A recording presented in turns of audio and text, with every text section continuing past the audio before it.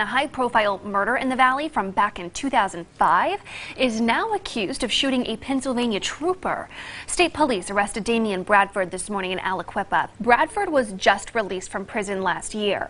That was for shooting Dr. Munda along the Ohio Turnpike.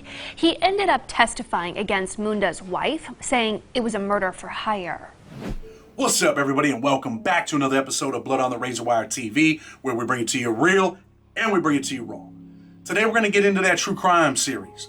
We're going to talk about a cat that I spent some time with in a private prison during pretrial. A cat that was facing the death penalty. A cat who would eventually have his case, resolved after I had left. And eventually, I would run back into him. I would run back into him in Raybrook, New York.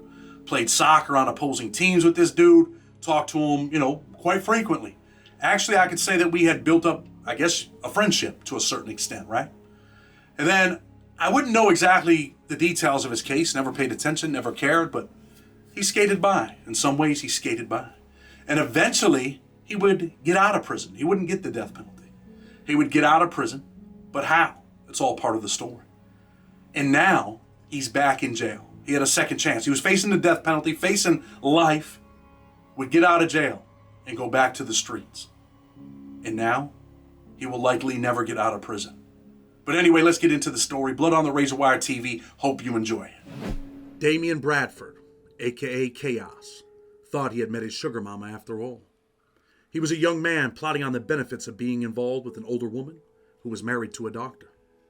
His life started on July 7th, 1981. His parents were married, but life was not easy. Chaos engulfed the family home, and eventually, Damien's mother Sharon would split from her husband after years of abuse when Damien was 5 years old. He would never see his father again until he was 17. Once leaving his father, Damien's mother would become addicted to crack cocaine, resulting in welfare stepping in and removing him from the home. His young life would now be filled with chaos, the same as his moniker years later. Chaos would go from foster care to group homes, detention centers, psychiatric wards, and soon prison. But would he ever be released?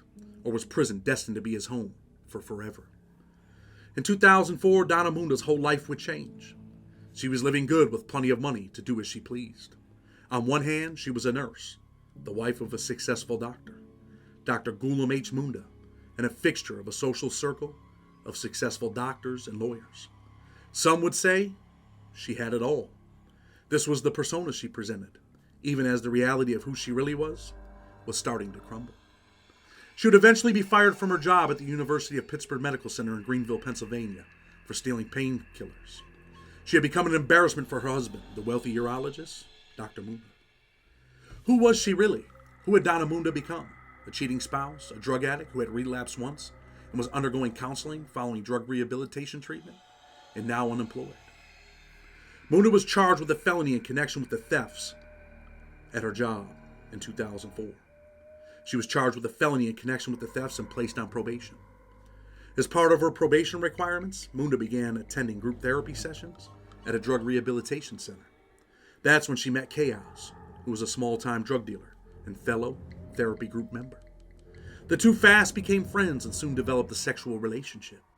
Munda, still married to her wealthy urologist husband, began showering Chaos with gifts. She gave him large amounts of cash, bought a Chevy Trailblazer for him, and paid for him to move into a new apartment. Munda also bought Chaos a cell phone and bought a second phone for herself so that they could communicate by voice calls and text messages. She was dreaming of a life with the young player. His dreams, a small-time drug dealer, were fast becoming dreams of eating off the cheating doctor's wife. But how much could he take? How much could he get if the husband was still around? As the relationship blossomed and the cougar, as some have called her, fell deeply in love with Chaos, she was plotting a way out of the marriage. In a way, she could leave with plenty of money. In early 2005, Donna would start to tell Chaos that her husband had to go, and she wanted him to be the one to make the move. She told Chaos she wanted to get a divorce and that her husband had offered her $1 million to simply walk away. But she refused that offer because she wanted to get what she deserved, what was owed to her. In her words, it would be $3 to $6 million that she felt her husband should give her. And if he chose not to, she wanted it, one way or the other.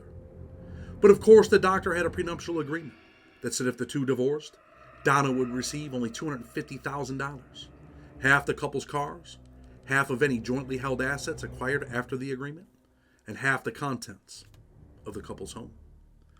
But if Dr. Munda died, Donna would benefit so much more.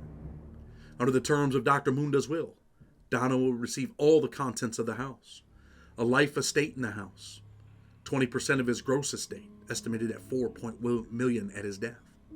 She expected as well as $2.4 million to $2.8 million in distributions outside the will. When Donna showed Chaos the will, his mind began to turn. He was counting money in his head and never thought about the what ifs. Never thought about the consequences. Never thought about getting caught. Donna and Chaos set off to putting together the perfect plan. But was it a perfect plan or a perfect plan to fail? The two had pledged their love for each other. For Donna, she was in love. But for Chaos, he was in love with what Donna could do for him financially. Their initial plan was for Chaos to follow Dr. Munda to a mosque in Youngstown, Ohio, where the doctor worshipped every Friday, and to find a chance to take him out. When Chaos could not find an opportunity to shoot Dr. Munda in the course of his travels to and from the mosque, Donna assured Chaos there was another time coming up soon. Donna told Chaos that she and Gulam were planning to visit Toledo, Ohio, to look at a house Gulam's nephew intended to purchase.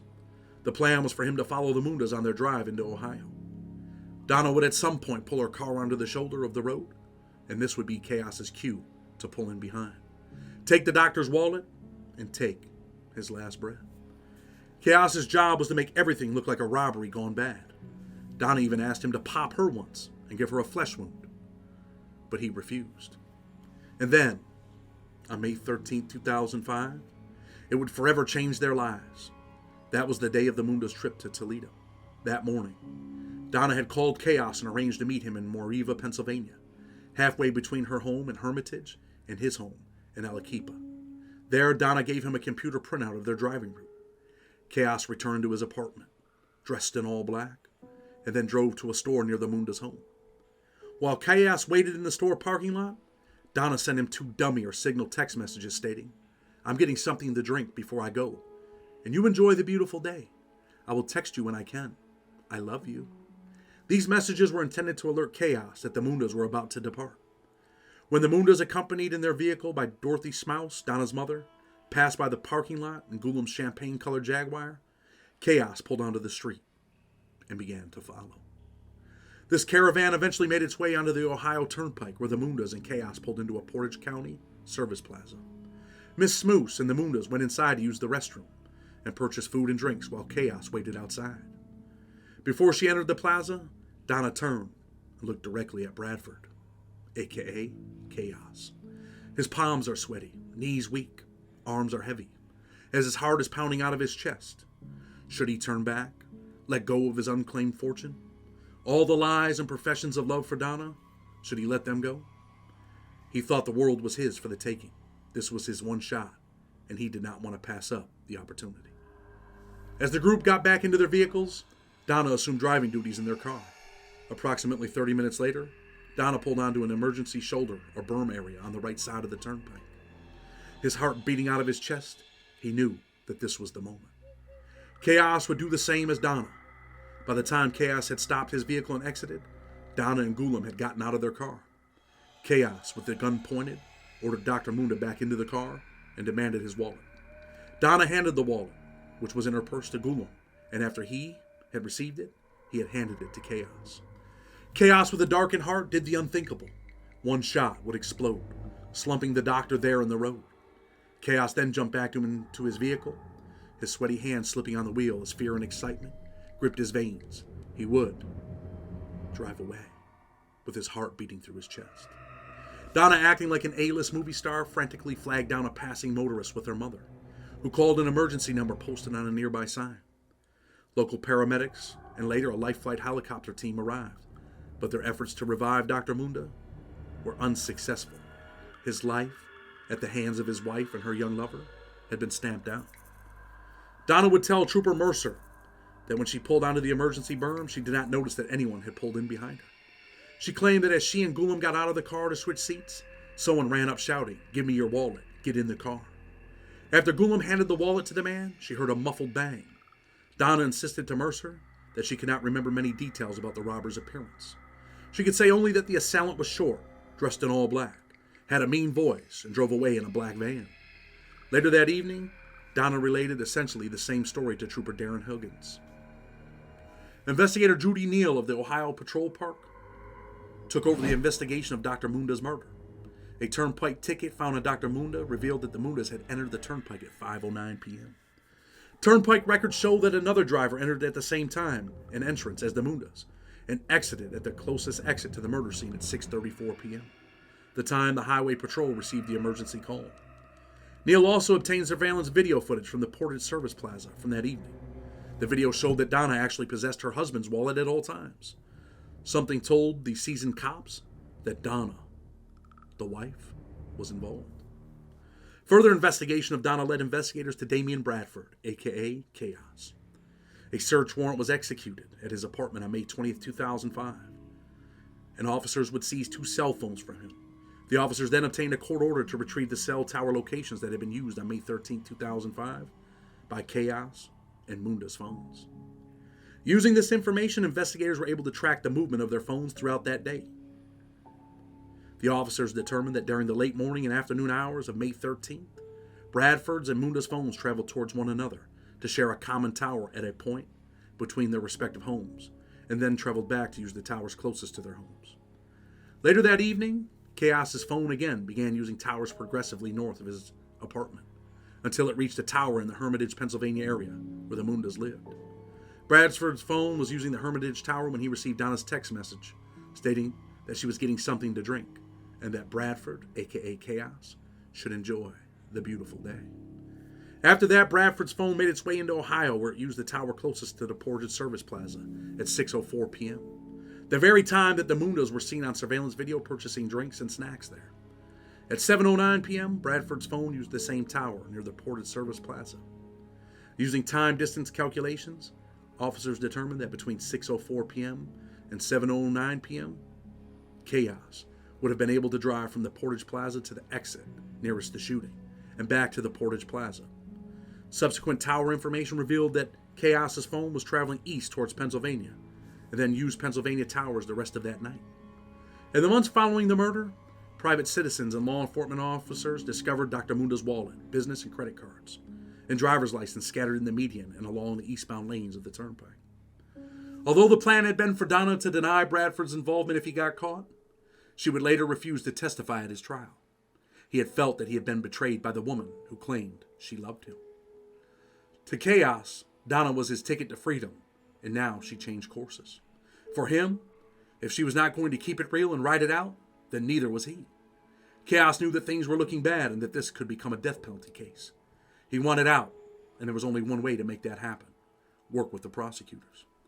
Having lost his star witness, Bradford entered into a cooperation plea agreement, which recommended a 210-month sentence in exchange for his truthful testimony against his ex-lover, Donna. For 17 years, he would make the case for the prosecution. How the older woman wanted out of her marriage and wanted the money on her way out. How she manipulated a young man into doing her dirty work.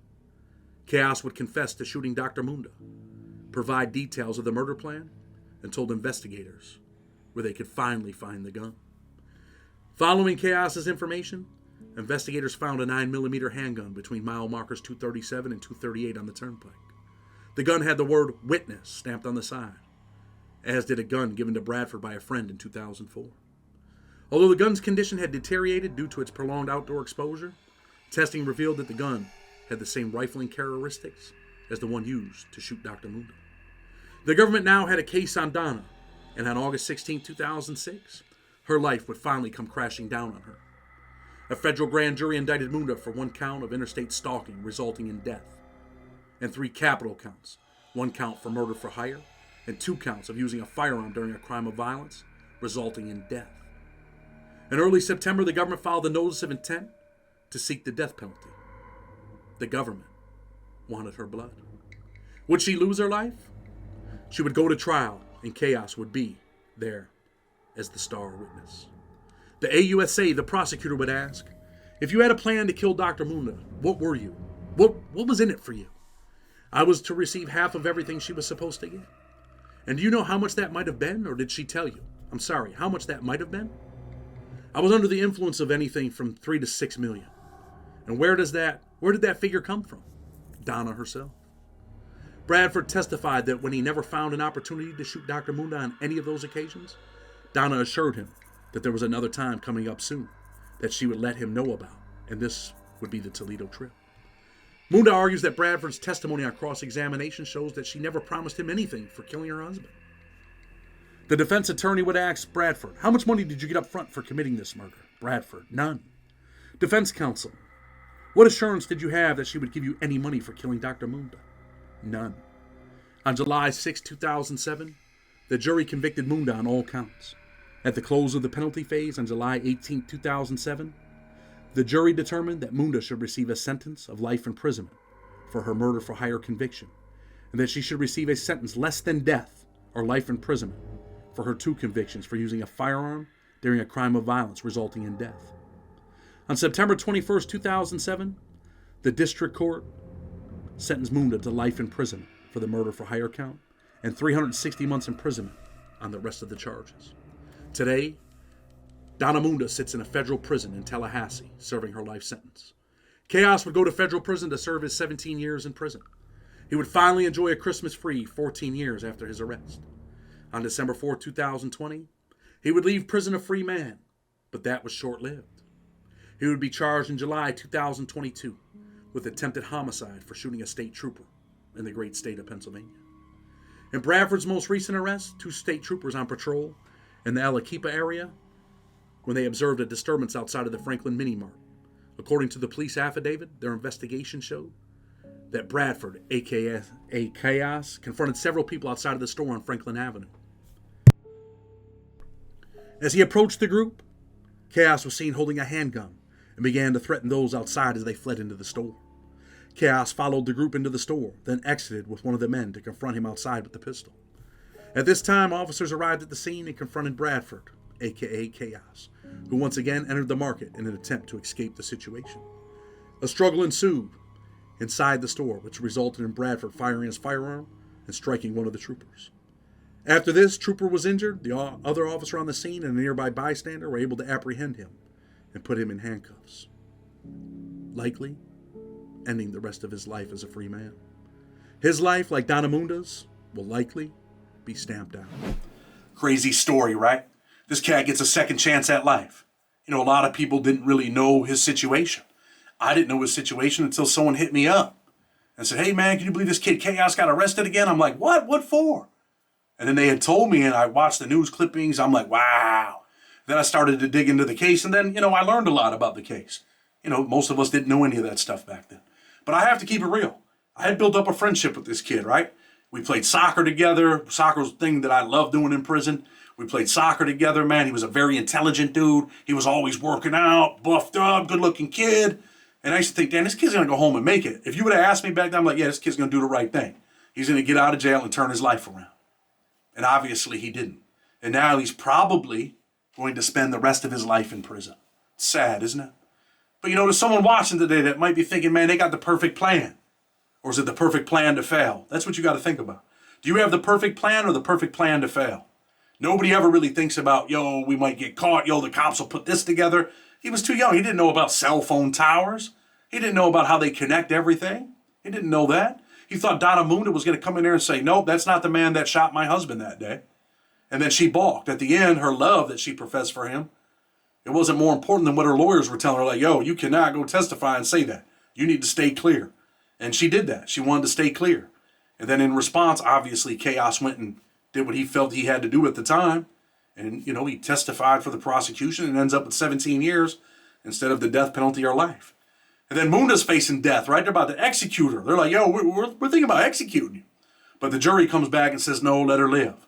They don't put her to death. And in Ohio, they don't play no games over there.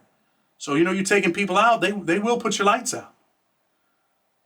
Just a crazy story, man. And I'm not going to lie, I feel a deep-seated remorse for this cat, man, that he blew his life. I remember how many times he used to be like, damn, bro, I want to get out of here. Man, I got 3 years left. 2 more soccer seasons and I'm out of here. And then to find out that he gets out and he's back on the street, toting guns and, threatening people. Like, that's the old life, man. That's the life that gets you what you already had. 17 years in prison. And you would think, damn, bro, you got a second chance. You know you're a felon. Felon in possession of a firearm. They might career you. That's 15 years if you get caught with a gun. Didn't think about that stuff. And then eventually, you're up there threatening these people. The police show up and what? You pop one of them. And now the prosecution's talking about there ain't no plea. We're taking you to trial. Whenever you do something like that to the police, guess what? They're going to light your ass up, especially after you've been involved in what you've been involved in. To you, you're just a nothing to society. I mean, that's how they look at you. I'm not saying that. That's what they're saying. But anyway, wisen up, man. True crime series. I hope you guys enjoyed it. Blood on the Razor Wire TV. Until tomorrow, we're out.